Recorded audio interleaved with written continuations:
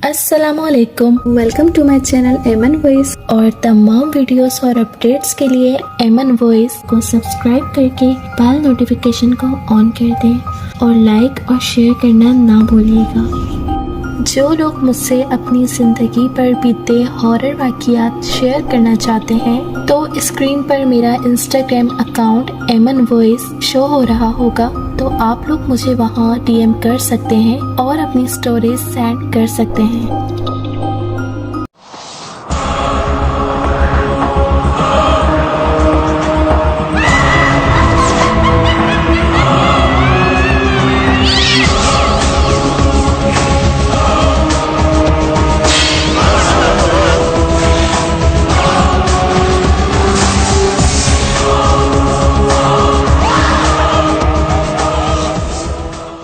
मगरिब का वक्त था। हर तरफ मगरिब की अजानों की सदाएं गूंज रही थीं। वो अभी नहा कर निकली थी और मगरिब के वक्त वो खुले बालों को लिए गैलरी पर खड़ी थी। ये जून का महीना था, सख्त गर्मियाँ थीं, हर तरफ जुस का माहौल था। तभी उसे अपने करीब ठंड का एहसास हुआ था। बाल हवाओं के ज़ेर असर उड़ रहे थे। वो दोनों हाथों को एक दूसरे में बेबस करके फूंके मारने लगी। ठंड जैसे पसलियों में घुस रही थी। उसकी कान की लोएं सख्त गर्म हो गई थीं कि उसे इस चीज़ का एहसास होने लगा। तभी जोर से किसी कुत्ते के भौंकने की आवाज़ आ रही थी।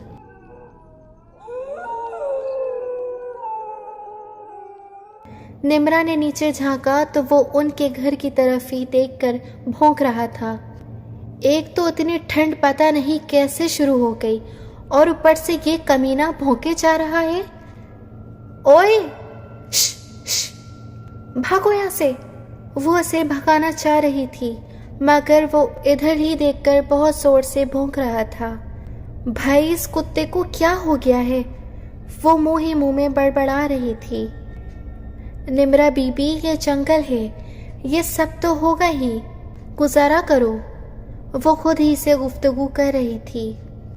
ओए कुत्ते मियाँ, यहाँ क्या नजर आ रहा है? वो थोड़ा ऊपर होकर हाथ हिलाती और जोर से बोली। तभी उसे अपने करीब किसी की सरगोशियां सुनाई देने लगी। वो एकदम घबरा सी गई थी। मैं नजर आ रहा हूँ। उसे अपने पीछे कोई मर्दाना आवाज आई।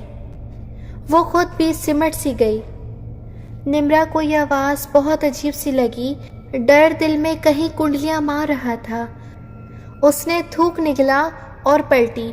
उसे वहां किसी का साया नजर आया और गायब हो गया। ये कौन था और कहाँ गया? वो हैरत से इधर उधर देखने लगी। जब ही उल्फत बेगम की आवाज़ पर वो सोचों से बाहर निकली, जो उसके कमरे में मौजूद उसे चीख चीख कर पुकार रही थी। निम्रा, निम्रा। निम्रा ने सर पर हाथ मारा। अब खैर नहीं। वो बड़बड़ाई और फिर दोबारा नजरें दौड़ाकर वो अंदर की जानिब बढ़ गई। तुम कहाँ गई थी और ये क्या हालत बनाई हुई है? दुपट्टा कहाँ है? दुपट्टा कहाँ है तुम्हारा? और बाल क्यों खुले हुए हैं? तेरे अब्बा को मना भी किया था कि यहाँ घर ना लें, शहर ही ठीक है। एक तो जंगल में घर और ऊपर से सामने ही कब्रिस्तान। मुझे तो हर घड़ी खौफ रहता है कि जवान जहाँ लड़की और ये जंगल। या अल्लाह, मैं क्या करूँ? मैं सर पकड़ कर बैठ गई। अरे अरे अम्मा, रिलैक्स करें, कहीं नहीं गई थी मैं, यही तो गैलरी में थी, उसने तहम्मुल से कहा, जबकि उल्फत बेगम ने झटके से सर उठाया। तू मगरिब के वक्त इस हालत में गैलरी में गई हुई थी? हाय रे निम्रा, मैं तेरा क्या करूं? तुझे कब अकल आएगी? कब अकल आएगी लड़की? उन्होंने अपना माथा पीटना शुरू कर दिया और निम्रा को भी वो वाकया याद आया तो वो अब थोड़ी सी घबरा गई। अपनी अम्मी की हालत देखकर उसने अपने साथ होने वाला वाकया बताना बेहतर ना समझा, इसलिए खामोश हो गई और ये सब बात के लिए छोड़ दिया। अरे मेरी प्यारी अम्मा, अब नहीं जाऊंगी, बस तुम खुश हो जाओ। وہ ان کے سامنے گھٹنوں کے بل بیٹھتے ہوئے محبت سے کہنے لگی، پکا نا؟ انہیں خدشہ سا ہوا۔ جی میری پیاری اماں، پکا پکا، میں اب وہاں نہیں جاؤں گی۔ وہ ان کا ماتھا چومتے ہوئے بولی تو وہ پرسکون سی ہو کر چلی گئیں۔ نمرا نے سانس خارج کی اور چلتی ہوئی سائڈ ٹیبل تک آئی اور دراز سے تالا چابی نکالی اور گیلری کے دروازے پر تالا لگا دیا اور چابی واپس دراز میں رکھ کر پرسکون ہو کر سو گئی۔ مگر وہ نہیں جانتی تھی ایک نئی مصیبت اس کی منتظر تھی۔ صبح کا سورج نکلا تو سب بیدار ہو گئے تھے۔ وہ تیار ہو کر نیچے آئی تو نوکرانی ٹیبل پر ناشتہ سجا رہی تھی۔ نمرا نے خاموشی سے ناشتہ کیا۔ اماں، میں ذرا باہر جا رہی ہوں، تھوڑی دیر میں آ جاؤں گی، نمرا نے الفت بیگم سے کہا تو وہ اسے گھورنے لگی۔ ارے اماں، آ جاؤں گی نا، اور کہیں نہیں جاؤں گی۔ وہ انہیں مطمئن کر کے تیزی سے نکل گئی، کہیں اماں روک ہی نہ لیں۔ وہ اپنے DSLR گلے میں لٹکائے جانوروں کی تصویر بنا رہی تھی۔ اسے وہاں ایک سیاہ رنگ کا بلّا نظر آیا جو درد سے کرا رہا تھا۔ نمرا کو اسے دیکھ کر افسوس ہوا۔ اس نے پہلے اس کی 2-3 تصویریں نکالی اور پھر اسے اٹھائے گھر کی جانب روانہ ہو گئی۔ ابھی وہ گھر میں داخل ہی ہوئی تھی کہ سامنے ہی اماں لڑاکا عورتوں کی طرح کمر پر ہاتھ باندھے اسی کی منتظر تھی۔ اس نے ادب میں سر ہلایا اور گھر میں داخل ہو گئی۔ اوئے، یہ کس منحوس کالے بلے کو لے آئی ہو؟ وہ اسے ٹوکتی ہوئی بولی۔ بلے نے انہیں بری طرح گھورا۔ ارے اماں، اسے چوٹ لگی ہے، ٹھیک ہو جائے گا تو اسے واپس جنگل میں چھوڑ آؤں گی۔ وہ انہیں تفصیل سے آگاہ کرتی اوپر چلی گئی۔ یا اللہ، اس لڑکی کو ہدایت دے، نہ جانے کیوں میرے دل میں ہول اٹھ رہے ہیں جیسے کچھ غلط ہونے والا ہے۔ نمرا ایک خوبصورت اور جوان لڑکی تھی جسے دیکھ کر سب کے منہ سے تعریفی کلمات ہی نکلتے تھے، اسی لیے الفت بیگم پریشان رہتی تھی۔ اوپر سے اس کی مشکوک حرکتیں انہیں اور پریشانی میں مبتلا کرتی تھیں۔ نمرا کے ابو تو پولیس میں ہونے کی وجہ سے 2-3 دن تک گھر سے باہر ہی رہتے تھے۔ وہ اس بلے کو لیے اپنے کمرے میں آ گئی اور اس کا بینڈیج کر کے اسے صوفے پر ڈال دیا۔ وہ بس اسے ہی دیکھے جا رہی تھی۔ بلا فوراً اٹھا اور گیلری پر پہنچ کر اچھلنے لگا۔ نمرا نے مسکرا کر اسے دیکھا اور دراز سے چابی نکال کر گیلری کا دروازہ کھول دیا، اور حیرت کی بات، اس کے دروازہ کھولنے کے بعد وہ وہاں سے ہٹ کر اس کے برابر سو گیا۔ اس کی حرکتیں جیسے کسی انسان کی طرح تھیں۔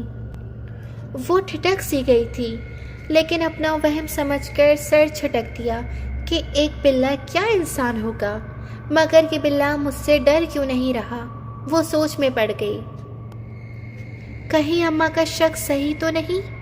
وہ پریشانی سے سوچنے لگی۔ اسے کچھ سمجھ نہیں آ رہا تھا کہ یہ کیا ہو رہا ہے۔ اف، میں کچھ زیادہ ہی سوچ رہی ہوں، وہ سر چھٹک کر بولی۔ وہ لاؤنج میں بیٹھی تصویروں کو دیکھ رہی تھی، تبھی اس کی آنکھیں پھٹی کی پھٹی رہ گئی اور ہاتھوں میں لرزش پیدا ہو گئی۔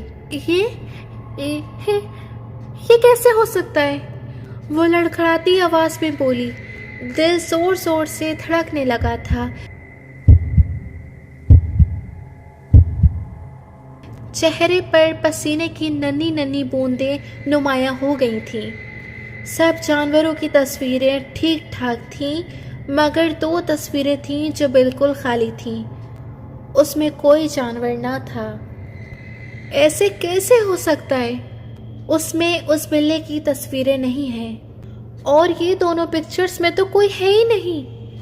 وہ تھوک نکلتے ہوئے بولی اور تیزی سے اپنے کمرے کی جانب بڑھی، جہاں وہ بلا گیلری کی دیوار پر مزے سے بیٹھا تھا اور سامنے پڑا گوشت کا ٹکڑا چھائلوں کی طرح کھا رہا تھا، جو کسی انسان نما گوشت کی طرح تھا۔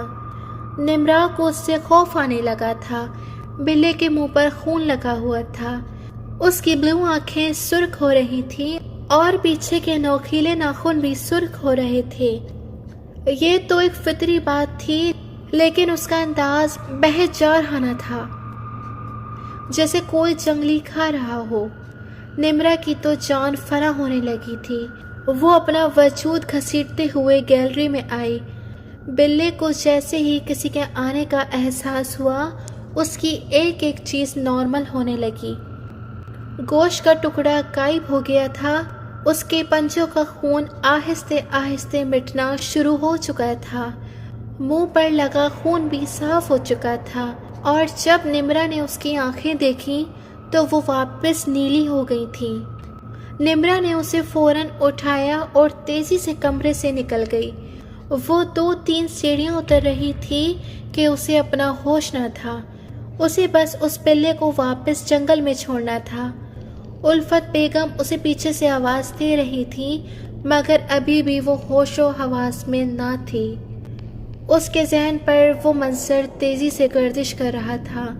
کسی کی آواز اسے سنائی نہیں دے رہی تھی۔ سننے سمجھنے کی صلاحیت مفلوج ہو چکی تھی۔ اس نے اپنی بھاگتی ٹانگوں کو جنگل میں آ کر ہی بریک لگایا تھا۔ اس نے بلے کو پھینکنے کے انداز میں نیچے رکھا تھا، جس سے اس نے ایک زور کی دھاڑ نکالی تھی۔ نمرا سہم کر 2 قدم پیچھے ہٹی، وہ اور پلٹ کر بھاگنے لگی تھی۔ بلے کی دھاڑیں تیز سے تیز تر ہو رہی تھیں۔ نمرا نے پیچھے مڑ کر نہ دیکھا۔ اسے لگا اگر اس نے پیچھے پلٹ کر دیکھا تو وہ بلّا اسے نہیں چھوڑے گا، وہ شاید اسے مار ڈالے گا۔ اس کی سانسیں پھول رہی تھیں، پاؤں دوڑ لگا لگا کر شل ہو چکے تھے۔ ایسا لگ رہا تھا اس نے کوئی میراتھن ریس میں حصہ لیا تھا۔ اگر وہ رکی تو ہار ضرور جائے گی، اور اگر وہ رکتی تو واقعی ہار جاتی۔ ریس تو نہیں مگر زندگی ضرور ہار جاتی۔ اس نے گھر آ کر ہی سانس بحال کیا تھا اور دروازے کی چوکھٹ پر گر کر بے ہوش ہو گئی تھی۔ چونکہ آج اتوار کا دن تھا، اس لیے نمرا کے ابو اشرف صاحب کی چھٹی تھی۔ وہ لاؤنج میں بیٹھے اخبار کا مطالعہ کر رہے تھے۔ کسی کے گرنے کی آواز پر انہوں نے اپنا سر اخبار سے نکالا تو نمرا کو پڑا دیکھ کر وہ گھبرا گئے تھے۔ نمی، نمی میری جان! وہ تڑپ کر اس کے پاس آئے تھے اور اسے اٹھا کر اوپر کی جانب بھاگے تھے۔ الفت بیگم ان کی چیخو پکار سن کر خود بھی تیزی سے اوپر کی جانب بڑھی تھیں، اور سامنے نمرا کو بے سدھ دیکھ کر ان کے ہاتھ پاؤں پھول گئے تھے۔ نمرا، نمرا میری بچی، کیا ہوا ہے؟ وہ اس کے سرہانے بیٹھ کر اس کا گال تھپ تھپانے لگی۔ اشرف، کیا ہوا ہے میری بچی کو؟ وہ رو رہی تھی۔ میں نے ڈاکٹر کو کال کی ہے الفت، ہماری نمی کو کچھ نہیں ہوگا، وہ ان کو حوصلہ دیتے ہوئے بولے، حالانکہ وہ اپنی اکلوتی لگتی جگر کو دیکھ کر خود بھی ڈر گئے تھے۔ تھوڑی ہی دیر میں ڈاکٹر آ گیا تھا۔ کیا ہوا ہے ڈاکٹر میری بچی کو؟ کچھ نہیں، ان کو ٹینشن کی وجہ سے نروس بریک ڈاؤن ہو گیا تھا، اور کوئی مسئلہ نہیں ہے۔ میں نے ان کو سکون آور انجیکشن لگا دیا ہے، ابھی وہ سو رہی ہیں، تھوڑی دیر تک یہ ہوش میں آ جائیں گی۔ آپ یہ دوائیاں کھلائیں، انشاءاللہ بہتر ہو جائے گی۔ انہوں نے نسخہ ان کی طرف بڑھایا۔ شکریہ ڈاکٹر، آئیے میں آپ کو باہر تک چھوڑ دوں۔ انہوں نے مسکرا کر نسخہ تھاما اور انہیں چھوڑنے باہر کی جانب آ گئے۔ ڈاکٹر چلے گئے تو وہ بھی دوائیاں لینے چلے گئے تھے۔ وہ تھوڑا سا کسمائی تھی۔ اس نے آہستہ آہستہ آنکھیں کھولی تھیں اور اپنے اوپر اسی بلے کو جھکے دیکھ کر وہ چیخ کر اٹھ بیٹھی۔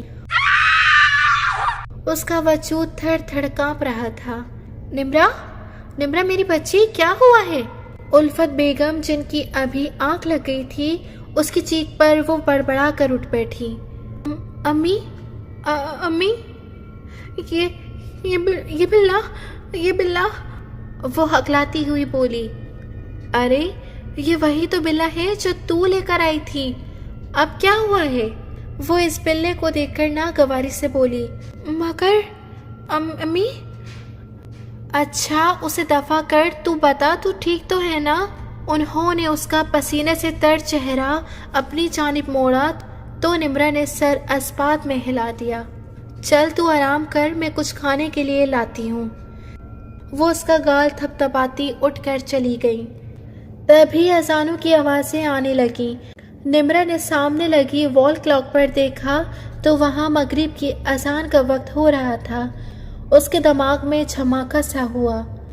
وہ ہمیشہ مغرب کے وقت ہی دکھائی دیتا ہے، اگر یہ بلا کوئی اور ہوا تو اپنا سب کچھ بدلے گا ضرور، وہ سوچتی ہوئی بولی، اور اپنے اوپر سے کمبل ہٹا کر وہ اٹھ کھڑی ہوئی۔ وہ سلیپرز پہن کر گیلری کا دروازہ دھکیلتی گیلری میں آ گئی۔ وہ واپس سامنے دیکھنے لگی۔ کتا آج بھی بھونک رہا تھا اور آج اسے اس کتے کے بھونکنے کا مفہوم سمجھ آیا تھا۔ اچانک اس کے جسم میں ٹھنڈ طاری ہونے لگی۔ اسے اپنے قریب پھر کسی کا احساس ہوا تو وہ بغیر دیر کیے پلٹی۔ سامنے وہ بلا بیٹھا تھا۔ آج اس کا وہی روپ تھا جو اس دن تھا۔ سرخ ہوتی آنکھیں، خون سے لت پت منہ اور نوکیلے ناخنوں پر بھی خون تھا جس میں عجیب سی مہک آ رہی تھی، شاید وہ کسی انسان کا خون تھا۔ تبھی نمرا کی نظر سامنے لگے شیشے پر پڑی اور وہ ہکی بکی سی اپنے چہرے پر ہاتھ پھیرنے لگی۔ اس کے چہرے پر کسی کے مارنے کے نشان تھے اور یہ خون نمرا کا ہی تھا۔ کون ہو تم؟ کون ہو تم؟ چاہتے کیا ہو تم؟ کیا چاہتے ہو آخر؟ وہ بامشکل بولی۔ بلے نے کوئی جواب نہ دیا۔ میں جانتی ہوں تم بلے نہیں ہو، وہ چیخی تھی۔ تبھی وہ بلا گردن جھکا گیا اور یکدم وہاں دھند سی ہونے لگی۔ نمرا نے چہرے کے سامنے دونوں ہاتھ رکھ دیے۔ آہستہ آہستہ وہ دھند مٹنے لگی اور جب اس نے سامنے دیکھا تو اس کے اوسان خطا ہو گئے۔ وہ چیخنا چاہتی تھی مگر حلق میں ہی اس کی چیخ اٹک کر رہ گئی۔ وہ بہت ہی خطرناک حد تک خوفناک شخص تھا اور شاید وہ اسی قبرستان کا تھا۔ میں بھی تمہاری طرح بہت خوبصورت تھا مگر تم جیسی ہی خوبصورت لڑکی نے مجھے دھوکہ دے دیا تھا۔ وہ اس کے قریب آیا تھا۔ نمرا اس سے 2 قدم پیچھے ہٹی۔ تو پھر وہ ہکلائی، تو پھر یہ کہ اب مجھے تم پسند آ گئی ہو اور اب میں تمہیں نہیں چھوڑ سکتا، اور اگر کسی نے تم پر نظر ڈالی تو میں اسے بھی ختم کر دوں گا، وہ سرگوشیانہ انداز میں بولا اور اس کا گال تھپ تھپایا۔ پلیز مجھے چھوڑ دو، میں نے تمہارا کیا بگاڑا ہے؟ وہ منت کرتے ہوئے بولی۔ ارے ایسے کیسے؟ مجھے تم پسند آئی ہو اور مجھے جو پسند آتا ہے میں اس کا پیچھا نہیں چھوڑتا۔ اس کی آواز بھی اس کی طرح خطرناک تھی۔ نمرا کو اپنے ہاتھ پاؤں ٹھنڈے پڑتے محسوس ہوئے۔ اس نے زور سے آنکھیں میچ لیں اور اگلے ہی پل وہ جن اس کے اندر گھس گیا۔ نمرا کو سمجھ نہ آیا اور جب آیا تب تک وہ کسی اور کے قبضے میں تھی۔ اب یہ میری ہے۔ وہ نمرا کے جسم میں موجود تھا اور کہکا لگا کر ہنسا تھا۔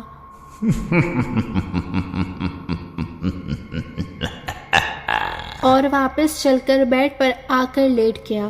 اس نے اپنے بال پونی سے آزاد کر دیے تھے اور آگے کر لیے تھے۔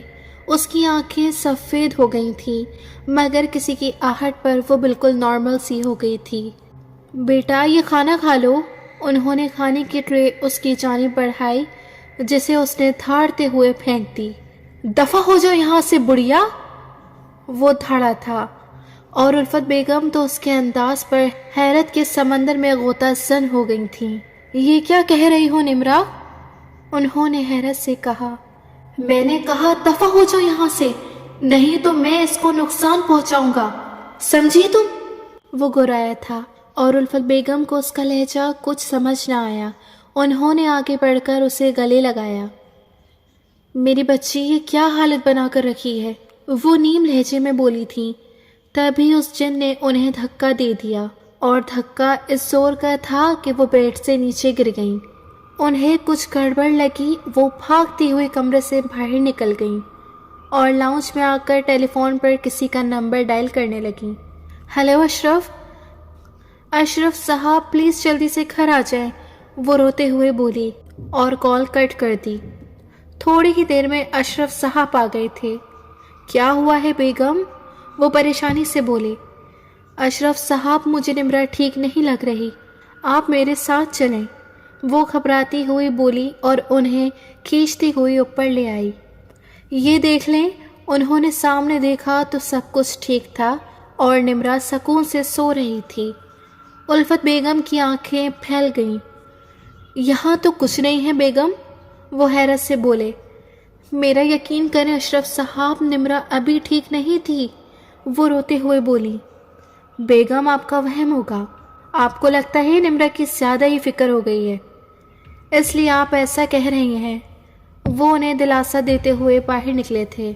आप मेरी बात का तो यकीन करें, वो तासुफ से बोली। अच्छा आप एक काम करें, किसी मौलवी को बुला लाएं, बस मेरा वहम दूर कर दें, वो हल पेश करती हुई बोली तो उन्हें भी यही ठीक लगा। ठीक है बेगम, अभी आप सो जाएं, हम सुबह देखते हैं, वो उन्हें तसल्ली देते हुए कमरे में ले गए। वो समझ तो चुके थे कि कुछ गड़बड़ है, क्योंकि उल्फत बेगम को इतना बड़ा वहम नहीं हो सकता था। वो पूरी रात इस परेशानी में ही कटी थी। सुबह सवेरे ही वो अपने जाने वाले मौलवी को ले आए थे। वो जैसे ही उन्हें लेकर आए, वो घर में कदम रखने से पहले ही रुक गए। यहाँ कोई गैर मखलूक है, वो पूरे घर को देखते हुए बोले। जी मौलवी साहब, तभी तो मैं आपको लेकर आया हूँ, प्लीज़ आप इसे यहाँ से दूर ले जाएं, वो मिन्नत करते हुए बोले। उन्होंने एक पत्तों की लड़ी पर कुछ पढ़ा और वो अशरफ साहब की जानिब बढ़ा दिया। ये यहाँ दरवाजे के बीच में बांध दो, इससे वो मखलूक बाहर नहीं जाएगी। वो संजीदगी से बोलकर अंदर की जानिब बढ़ गए और अशरफ साहब ने वो उनके कहने के मुताबिक बांध दी। कहाँ है तुम्हारी बेटी?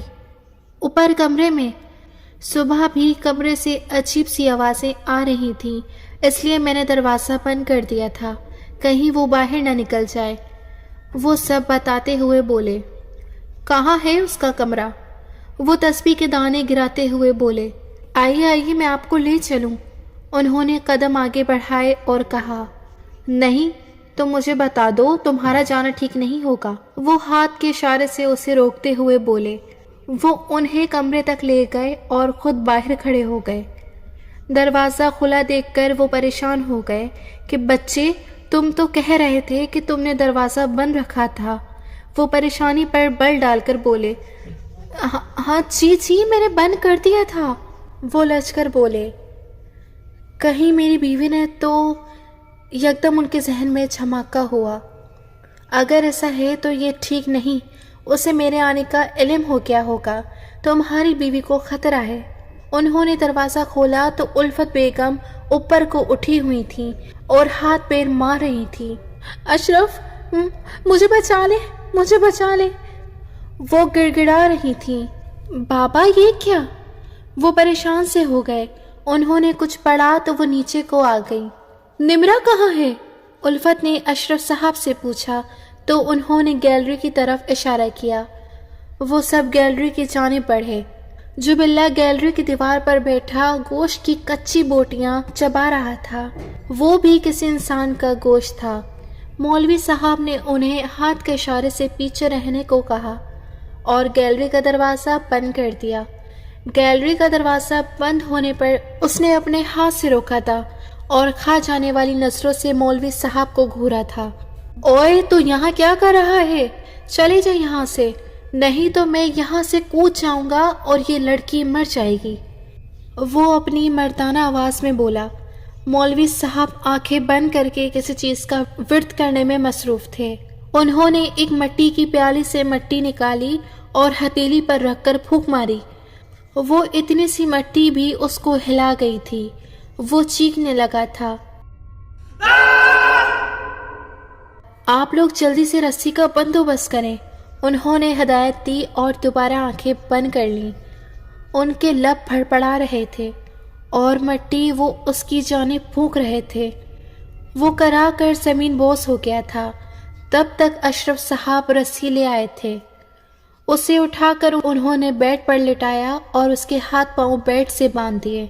वो ये सब अपने लखते जिगर के साथ नहीं करना चाहते थे, मगर मजबूर थे। उन्हें अपनी बेटी की जान अजीज थी। वो मज़ामत कर रहा था मगर कामयाब ना हो पा रहा था। छोड़ मुझे, नहीं तो कोई जिंदा नहीं बचेगा, कोई नहीं बचेगा। वो अपनी पूरी जान लगा रहा था, मगर मौलवी ने एक घेरा बना दिया था। बेड के गिर्द आकर वो रस्सी खोल भी लेता तो वो उस जगह से बाहर ना जा सकता था। अचानक उसके खतरनाक आसार नरम पड़ गए और निम्रा के रोने की आवाज़ उभरी। अम्मी, अम्मी मुझे खोलें, मुझे बहुत डर लग रहा है, वो तड़प कर बोली।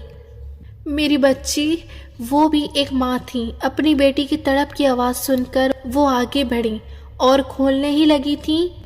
रुको बेटी, ये गलती मत करना, वो तुम्हें भटका रहा है, वो उसे रोकते हुए बोले। तो उसने गुस्से से हनकारा और उल्फत बेगम को अपनी गलती का एहसास हुआ और वो 2 कदम पीछे हटी और रुक फेर कर खड़ी हो गई। क्यों उस लड़की के पीछे पड़ा है? छोड़ दे, वो तुझे क्या देगी, छोड़ दे उसे, वो उसे समझाते हुए बोले। उसने कहका लगाया, मुझे ये अच्छी लगी है, तुम लोग जो भी कर लो, मैं इसे नहीं छोड़ूंगा। एक लड़की ने मुझे धोखा दिया और मैं इससे अपना बदला पूरा करूंगा। वो बैठा था और थाड़ते हुए बोला था, मगर फिर दोबारा लेट गया था। तुझे इस मासूम बच्ची को छोड़ना ही होगा। मौलवी साहब के लब फड़फड़ा रहे थे और वो दर्द से तड़प रहा था और चंद पल बाद उसका जिस्म झटके खा कर ढीला पड़ चुका था। और फिर मौलवी साहब ने आंखें खोल ली थीं। उसके गले में ये तावीज़ बांध दो। उन्होंने तावीज़ अशरफ साहब के हाथ में पकड़ाया। वो जैसे ही उसकी जानिब तावीज़ पहनाने के लिए बढ़े, उसने पट से आंखें खोली और गर्दन इधर से उधर करने लगा। नहीं, नहीं, नहीं, वो चीख रहा था और नहीं नहीं की गर्दन लाप रहा था। उसका जारहाना अंदाज देखकर अशरफ साहब रुके थे और मौलवी साहब को देखा था। उसकी मत सुनो, पहनाओ उसे ये तावीज़, उसको मैं देख लूँगा, वो उनकी नज़रों का महफूम समझकर बोले। तो अशरफ साहब ने सर हाँ में हिलाया और काफ़ी देर के बाद आखिरकार उन्होंने वो तावीज़ उसके गले में डाल दिया था। उसने अशरफ साहब को बहुत नुकसान पहुंचाया था, मगर उन्हें अपनी बेटी को बचाना था। चंद घंटा और मेहनत के बाद आखिरकार वो उसके जिस्म से निकलकर नेस्तो नाबूद हो गया था। सब ने ही शुक्र का कलमा पढ़ा था। निम्रा ने आहिस्ते से आंखें खोली। एक दिन में ही उसकी आंखों के नीचे हल्के और उसका जिस्म ताइफ सा हो गया था। वो हड़बड़ा कर उठी थी, मगर रस्सी की वजह से दोबारा लेट गई। उस दफ़ा उल्फत बेगम ने उसकी रस्सी खोलने से पहले मौलवी साहब को देखा था, क्योंकि अब वो कोई हमाकत बर्दाश्त नहीं कर सकती थी। अब खोल दो इस बच्ची के हाथ, बहुत बहादुर है, इतनी मुश्किलों को पार करके आई है। उन्होंने मुस्कुराकर उसके सर पर हाथ फेरा। उल्फत बेगम ने उसकी रस्सियाँ खोल दी थीं और वो माँ की आगोश में छुपकर सिसक पड़ी थी। अशरफ साहब भी नम आंखों से उसके बालों में हाथ फेर रहे थे। वो काफ़ी सहम सी गई थी। इस हादसे के बाद अब वो बालों को खुला नहीं छोड़ती थी और मगरिब के वक्त वो गैलरी में नहीं जाती थी, बल्कि मगरिब के वक्त अपने अम्मी अबू के कमरे में ही रहती थी। इसकी छोटी सी गलती ने इसे इतनी ख़तरनाक मुश्किल में डाल दिया था। अब वो थोड़ी थोड़ी संभल रही थी। उन्होंने घर भी तब्दील कर लिया था, इसलिए आज वो बाहर निकली थी। घूमते हुए उससे आधे सफ़ेद और आधे सियाह रंग का एक बिल्ला नजर आया। उसको देखकर वो उसकी जानिब बढ़ी थी। बिल्ले का रुख दूसरी जानिब था। निम्रा ने उठाकर उसका रुख जैसे ही अपनी जानिब किया, वो चीख पड़ी और बिल्ले को नीचे फेंक दिया। वो गया नहीं है, वो बड़बड़ाती हुई वहाँ से भाग गई थी और फिर कभी उस जगह का रुख ना किया था। जिन्होंने अभी तक हमारे चैनल को सब्सक्राइब नहीं किया, تو وہ کائنڈلی ہمارے چینل کو سبسکرائب کر کے بیل نوٹیفیکیشن کو آن کر دیں۔ ملتے ہیں پھر کسی اور ہارر اسٹوری کے ساتھ، سو اسٹے ٹیونڈ۔ اللہ حافظ۔